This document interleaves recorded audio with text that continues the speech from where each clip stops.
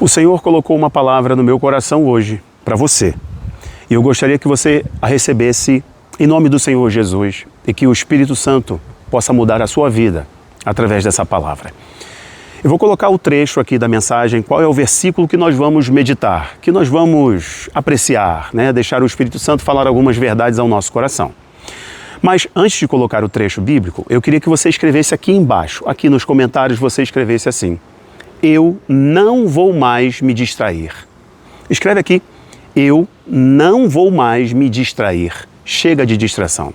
Irmãos, não julgo que já o haja alcançado, mas uma coisa faço, e é que, esquecendo-me das coisas que atrás ficam e avançando para as que estão diante de mim, prossigo para o alvo, pelo prêmio da soberana vocação de Deus em Cristo Jesus. O apóstolo Paulo, escrevendo aos Filipenses, ele está fazendo um resgate, inclusive sobre o ensino que ele constantemente promoveu aos Filipenses. E ele começa o capítulo 3 dizendo: olha, isso para mim não é pesaroso, não é um problema repetir o que já vos ensinei. Pelo contrário, eu tenho nisso prazer. Apóstolo Paulo está demonstrando a sua didática em ensinar, fundamentar e repetir o que foi já fundamentado, para que essa igreja, para que os irmãos pudessem estar firmes e não se distraírem mais e não voltarem mais atrás. É um reforço para que as pessoas livres não sejam mais aprisionadas, para que aqueles que já conheceram a misericórdia não voltem a ser intolerantes, para aqueles que já provaram da graça não estejam de novo debaixo da condenação e do juízo da lei. E é sobre esse ponto aqui que é bem importante. Paulo está fazendo esse resgate. Ele vem falando que ele era um judeu que apreciava a lei. Inclusive, Paulo consentiu na morte do primeiro mártir da igreja, que foi Estevão. Ele estava lá entre os fariseus. E ele diz ali, relatando que foi circuncidado, foi apresentado, cumpriu todo o ritual do judaísmo. Mas aí chega no versículo 13, é o destaque para a gente, 12 e 13, ele fala: esquecendo-me das coisas que para trás ficam. Claro que isso é uma força de expressão, porque você não vai esquecer. Você não vai esquecer quem você foi. Mas quando Paulo diz, esquecendo-me das coisas que para trás ficam, um reforço para que aqueles que já foram libertos pela graça, aqueles que já foram libertos por Cristo, não sejam mais aprisionados pelo rito da lei. Aqueles que já foram absolvidos, a culpa já foi cancelada, não podem mais ser condenados por ninguém. Então, esquecendo-me eu não serei mais preso, eu não vou me distrair por aquilo que me prende, porque já sou livre. Então eu preciso constantemente fazer um exercício, não perder mais o foco. Nós perdemos o foco facilmente. E é aqui que eu vou caminhar com você agora e que o Senhor fale ao nosso coração. Eu não vou mais me distrair. Eu pedi para você escrever aqui, eu não vou mais me distrair. Você pode facilmente se distrair de algumas maneiras. E eu destaco uma para você. Acreditando que você é aquilo que as pessoas dizem que você é e não no que o Senhor diz que você é. Se você negociar a sua identidade, facilmente você vai voltar atrás. Você vai voltar para aquele charco de lodo. Você vai voltar para todo aquele esterco. Paulo usa essa expressão aos Filipenses, dizendo tudo aquilo dali era um esterco, toda aquela sabedoria, tudo aquilo, um trapo imundo, em outra circunstância ele vai dizer. E aqui ele fala, eu tenho como esterco. Não serve mais para nada. Se você esquecer quem você é em Cristo, você vai voltar a todo aquele lamaçal de pecado, da qual o Espírito Santo já te tirou. O Senhor já te limpou. O Senhor já te purificou, te deu vestes novas, colocou um anel no teu dedo, uma sandália nos teus pés, porque você não é mais escravo. Mas facilmente você esquece quem você é, você perde o foco, quando você dá ouvido aos que os outros estão dizendo que você é. Eu lembro uma história rapidamente, e essa história eu já contei para vocês em outra circunstância, então para ser didático eu vou repeti-la. Uma vez um turista, estava numa montanha na Turquia, e ele chegou naquela montanha na Turquia, fazendo turismo, ele percebeu que em determinado momento, ali naquela montanha, tinha um galinheiro. E ele viu uma águia no meio das galinhas. E a águia não voava, não tinha som de águia, ciscava como galinha, reagia como galinha. E ele ficou muito intrigado, ele ficou revoltado, ele foi lá, chamou o dono do galinheiro, falou, não é possível isso aqui, essa águia não nasceu para estar aqui, não pode, vamos tirar essa águia daqui. E o dono do galinheiro falou, ô moço, ela nasceu, já veio para cá, então ela foi criada com as galinhas, isso aí já virou galinha, isso não voa mais. E o cara falou, não, de jeito nenhum, ela vai voar, a águia nasceu para voar. A águia não nasceu para estar entre as galinhas comendo minhoca, a águia nasceu para as coisas altas. E o dono do galinheiro, dono da águia, águia barra galinha, falou, não, isso aí já é a galinha, esquece. Não, olha, se você me deixar levar essa águia, eu vou ensiná-la a voar. Ele falou, de jeito nenhum, ela não voa mais, ela vai morrer. E aí o cara saiu, o turista saiu, depois voltou, chateado, voltou, falou, olha o seguinte, eu vou te dar X dólares, eu não lembro exatamente aqui da história do valor, mas enfim, vou te dar 100 dólares. Se você me deixar ensinar essa águia a voar. Não, rapaz, isso aí já é galinha, está muito tempo no galinheiro ciscando, comendo minhoca com coisas terrenas. Esquece, não tem como. E o cara falou, eu te dou 100 dólares. Bom, se ela não voar, você ganhou 100 dólares, eu perdi 100 dólares. Ele falou, tá bom, mas é o seguinte, tem um detalhe, eu vou jogar ela desse precipício aqui, dessa montanha. Ele, homem, você vai matar a minha águia galinha, ela tá aí, ela ajuda as outras galinhas e tudo mais. Quer 100 dólares ou não quer? Ah, tá bom. Pegou os 100 dólares e falou, tá aqui na sua mão. O homem pegou aquela águia grande, com aquelas asas imensas, mas obstruídas, travadas, né? Porque a que não usou vai travar. E aí ele pegou aquela águia, foi até a beira do precipício e jogou ela. Na hora que jogou, ele ficou olhando, a águia foi embolando, e o outro dizia assim, ih, falei pra você, vai morrer.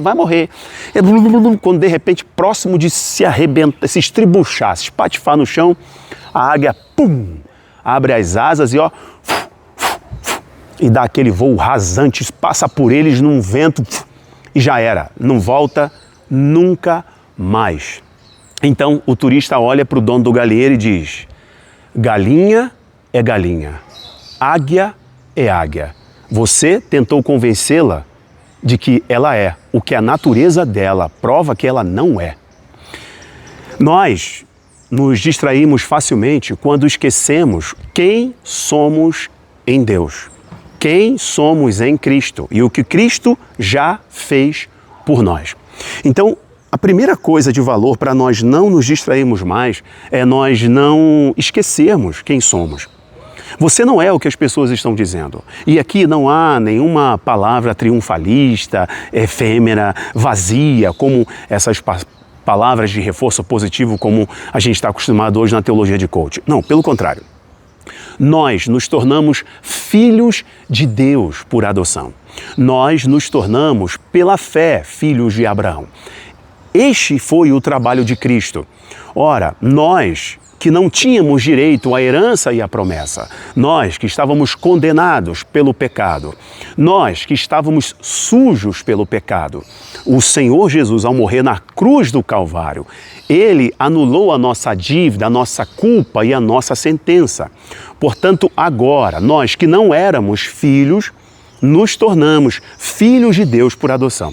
Logo, se alguma coisa tenta me lembrar do meu passado, de não filho, de criatura, esta coisa está tentando me fazer ser uma galinha, enquanto na verdade eu sou águia. Está tentando me convencer daquilo que o Senhor não quer que eu me convença. Então eu preciso me esquecer, esquecendo-me das coisas que devem ficar para trás. Bom, você facilmente se distrai se você for guiado por palavras de pessoas que não tiveram o encontro que você teve com o Senhor. Vamos lá. Você se distrai facilmente se você desistir daquilo que Deus falou com você no secreto, te revelou no secreto, te revelou na intimidade. Mas você desiste pela pressão daqueles que não ouviram o que você ouviu, não viveu o que você viveu. Eu vou exemplificar sendo bíblico para fundamentar essa questão e já concluo. O Senhor Jesus, ele foi muito resistido na sua identidade. E a grande chave aqui da resistência do ministério de Cristo, da vida de Cristo, é justamente a sua identidade. Bom, o diabo tentou Jesus na identidade dele. Se tu és filho de Deus, se tu és filho de Deus, se tu és filho de Deus, se tu és filho de Deus. A grande questão teológica de Jesus com os intelectuais, os religiosos, os escribas, os fariseus, etc., né, era de que Jesus era filho de Deus. Um episódio, por exemplo, quando Jesus cura um homem que é levado por 4 amigos em uma maca, é um paralítico, e ele está lá na casa em Cafarnaum, e Jesus cura aquele homem que foi descido pelo telhado. Então Jesus pergunta para os religiosos: o que é mais fácil dizer ao homem, perdoados estão os teus pecados, ou levanta e anda? Bom, levantar e andar é um milagre, é algo expoente, maravilhoso, né? É um espetáculo, desperta curiosidade e atrai seguidores. Então, é mais fácil promover o milagre. É mais difícil dizer os teus pecados estão perdoados, porque quando Cristo diz os teus pecados estão perdoados, ele está se colocando na posição de redentor, de redimidor. Então, só Deus pode perdoar. Então, Cristo, quando diz os teus pecados estão perdoados, ele está anunciando o seu poder remidor. Ele está falando sobre a redenção, de que ele e o Pai são um. Então, Cristo está colocando ali uma charada teológica para eles muito grande, como um grande mestre. Jesus sempre fazia isso. Ok, perfeito. Então, ali começa uma crise teológica muito grande, e eu dei o exemplo para vocês do homem que foi curado. Jesus curou o paralítico, certo? E Jesus se apresenta como Filho de Deus, que perdoa os pecados da humanidade, porque ele deveria morrer pelos nossos pecados. Mas quando a gente olha Marcos capítulo 3, quando a gente olha João capítulo 7, nós vamos ver que Jesus foi resistido dentro da sua própria casa. Os irmãos de Jesus não acreditavam nele plenamente. João capítulo 7, vocês vão ver o título, A Incredulidade dos Irmãos de Jesus. Marcos capítulo 3, vocês vão ver que os irmãos de Jesus, junto com a mãe de Jesus, viajam mais de 40 quilômetros a pé. Eles não entram na casa, exigem que Jesus saia da casa para falar com Jesus, porque há uma certa incredulidade na vida dos irmãos acerca do ministério de Jesus. E Jesus diz assim: vocês estão me chamando?